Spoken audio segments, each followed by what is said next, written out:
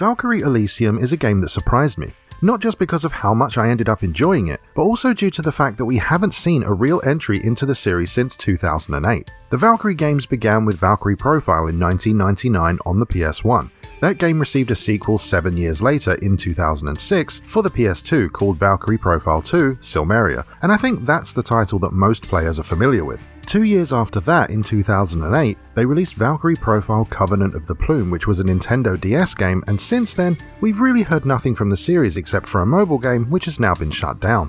I don't think a lot of people, myself included, expected to see a Valkyrie game appear worldwide in 2022. For this new release, they've dropped the profile part of the name, completely changed up the gameplay, and I have to admit, I had a really good time with this one.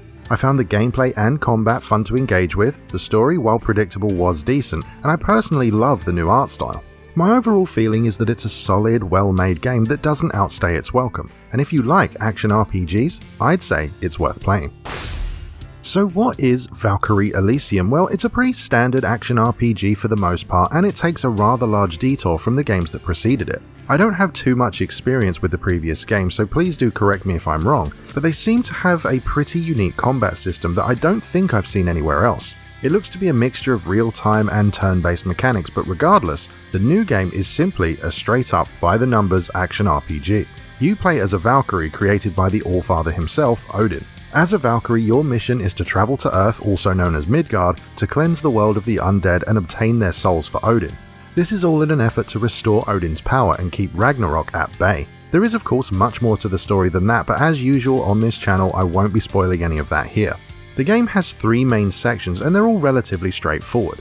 You've got Asgard, Midgard, and then the character menus. Asgard is essentially this game's hub area or safe zone if you prefer. It serves mainly as a location to move the plot forward with Odin and where you can select the mission that you want to play. You can also chat with other characters and obtain side missions here from time to time. You don't need to return here for character management either, as it can all be done during the missions or at one of the many save points. The character menus, which can be accessed at any time, allow you to equip different weapons, consumables, spells, and enquiries, as well as increase the Valkyrie's strength through the skill trees. As you defeat enemies, clear missions, and destroy breakable objects within the game world, you'll obtain a variety of different gems. These gems can be spent on the Valkyrie's 3 skill trees in order to increase her power. The 3 trees are attack, defense, and support. As you can probably imagine, the attack tree focuses on increasing damage output and defensive combos, while the defense tree grants damage resistance and buffs to parries and dodges. The support tree increases your maximum health, soul, and arts gauges, and if you were wondering, you are definitely able to max out each tree. You can't really build craft in Valkyrie Elysium, it's more of a gradual increase to your strength over time. Your health, soul, and arts gauges can also be upgraded via rare and limited consumable items like ambrosia, which permanently increases your health. It's also worth noting that many upgrades are gated behind progression, which is pretty common for games like this. For example, later in the game you'll need rainbow gems to upgrade your weapons to their maximum, but rainbow gems don't drop till much later in the game. Basically, you can't upgrade anything until the game is ready for you to do so. The same goes for powering up the Valkyrie herself. She doesn't gain XP or level up in the traditional sense. All of her power comes from her skill trees and the weapons that she wields. All upgrades in the game require those gems that I mentioned previously, so it keeps things balanced and regulated. There's a small number of usable weapons to acquire within the game. You can have 2 equipped at the same time and switch between them using the D-pad. They can be upgraded using gems from level 1 to level 10, and the more that you use a specific weapon, the more proficiency you'll accumulate. The more proficiency a weapon has, the more useful it becomes, unlocking new moves and increasing its potency. As you complete missions and loot chests, you'll find runes which can be slotted into your weapons. They provide a wide range of bonuses like extra physical damage or more damage resistance, and once a weapon has reached a certain strength, you can equip 2 runes instead of 1. For the sake of clarification, I should point out that while most upgrades can be done through the main character menu, the weapons can only be upgraded at the game's save points. Another thing that you can do within these menus is set up your enquiries. These are the spirits of fallen warriors that you can summon to fight by your side. The 4 spirits that you acquire in the game are story gated and they level up based on how many times you summon them in battle, so the more you use them, the better they'll become. They each have special attacks that you can equip to them, which they can then perform when summoned or during standard combat. Some of these special attacks can actually be used during exploration as well, allowing you to break through a blockade or create a platform to get across a large gap. The last and largest section of the game is Midgard. This is where the vast majority of the missions, combat, and gameplay actually take place. The story is split into 9 chapters which each take you to a different location within Midgard. The game handles missions, side missions, and environments in a very similar way to something like Nioh. The larger story mission maps are cut up into smaller chunks, with certain areas being blocked off in various combinations. This creates the side mission maps. Most of the levels are quite linear, with only a few hidden areas, random loot chests, and collectibles to discover, and most of the items do show up on the in-game map as well. There are a few times where you'll need to double back on yourself or look around for the correct way to proceed, but it's never what I would call complicated. It's always worth remembering that you have the soul chain ability, which is basically a grappling hook. It pays to look around the environment every now and then, as the soul chain can lead you to loot, collectibles, or the correct way to proceed. Attacks during combat revolve around a pretty simple 2-button system, which works in a similar way to the older Warriors or Musou games. That means you've got light attacks on square and heavy attacks on triangle, at least on PlayStation. The heavy attacks on triangle can be used to punctuate a combo. So for example, you could press square square square triangle or just square and triangle and it will result in a different move, some of which need to be unlocked. You can then weave dodges, perfect dodges, spells, summons, and even the soul chain into this simple combat foundation. The soul chain can be used to drag yourself towards an enemy from quite a distance away, and you can even unlock follow-up attacks and some air juggles as well. You do have the ability to hard lock onto an enemy for more precise attacks, but the game does have a bit of a soft lock, allowing you to target enemies with decent accuracy simply by looking in their direction. There's actually a setting in the menus that was on by default which I personally turned off, and that was auto assist. What it does is allow the game to target nearby enemies for you, and I don't just mean for spells or ranged attacks. In the midst of combat while you're hacking and slashing, the game will try to pull you towards the enemy that it thinks you should be attacking. Turning it off gives you complete control by simply moving the left stick towards where you want to strike. But if you don't tilt it at all, Valkyrie will still loosely auto-target, which to me felt like a happy medium. All of the monsters and enemies in the game have 2 bars above their heads, which are separated by an elemental symbol.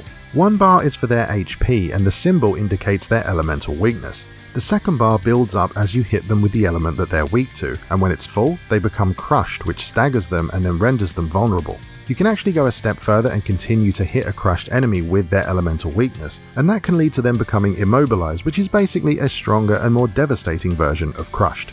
I played this on a PS5, but it's also available on PS4 and PC. Both the PS4 and the PS5 version of the game have a widely available physical copy, and I do believe that some stores also carry an exclusive steelbook. The full game is out right now, but there is a demo available for all relevant platforms. So, as with all games that have a demo, I would highly recommend that you try it before you buy it.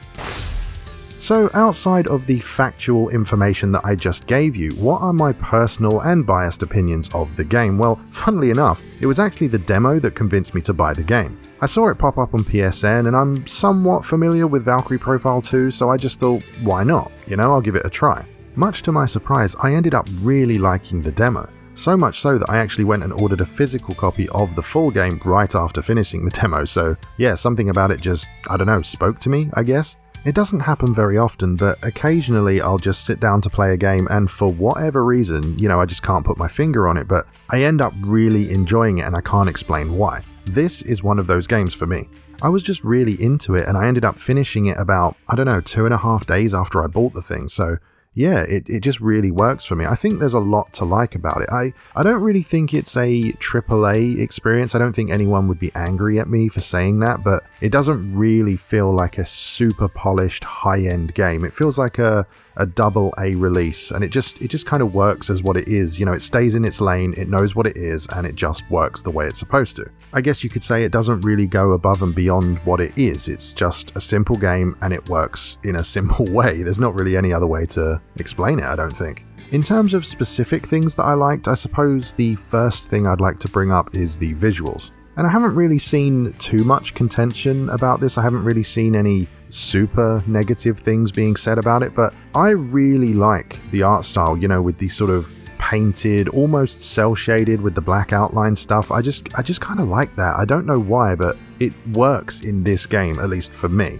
I could see some people being a bit annoyed with it or thinking it looks cheap, maybe, because at first I kind of felt like that. It wasn't until a few hours in when I really started to appreciate how it looks, and I mean that just from, an artistic design standpoint. You could actually make the argument that some of the environments look kind of bland, maybe, because I did feel like that, but also at the same time, I felt like they were, what's the word I'm looking for, appropriate, I guess?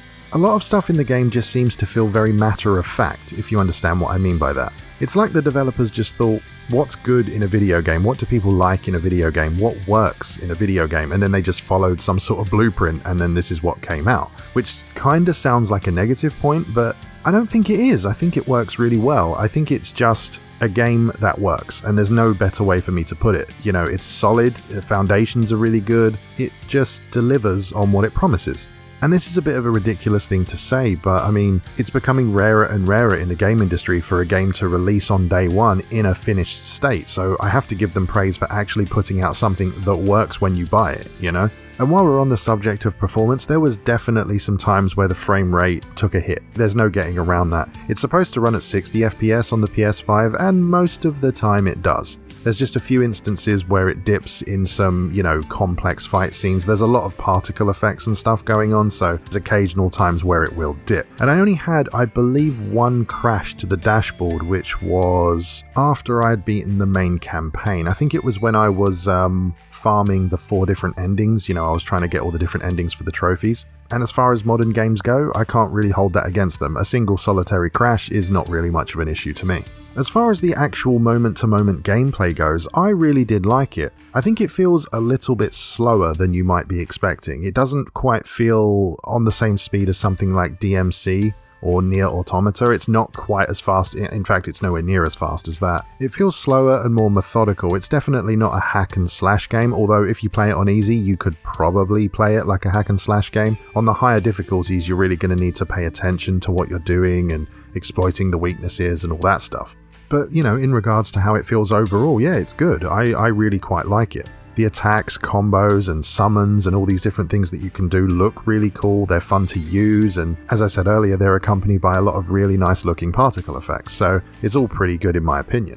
I thought the story was fine, you know, I mean the Norse mythology stuff is kind of played out at this point. We've seen so many different adaptations of it, and it's not that it's bad, it's just that you've kind of seen it all before. It does have a cool JRPG spin on it, and the character designs are pretty cool, but story-wise it's just kind of stuff you've seen before, albeit with some little twists here and there. I went with the English dub for my playthrough, and I have to say I think this is one of the not so good English dubs in my opinion. It's very hit and miss. There's some characters that I think sound really, really good, and others that, no, it just doesn't work. It just sounds really, really bad. So I guess uneven would be the best way to put it. And lastly, I just wanted to mention the game's length. I was able to do, I believe, the entire game plus all the different endings and all of the side content.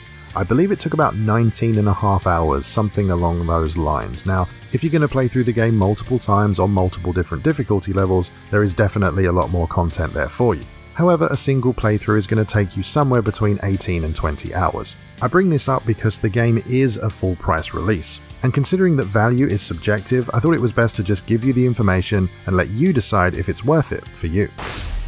In my opinion, Valkyrie Elysium is a pleasant surprise and one that I really enjoyed. It's nice to see the series return, but let's not get too ahead of ourselves. It definitely isn't earth-shattering or groundbreaking in any way, but what I thought it was fun.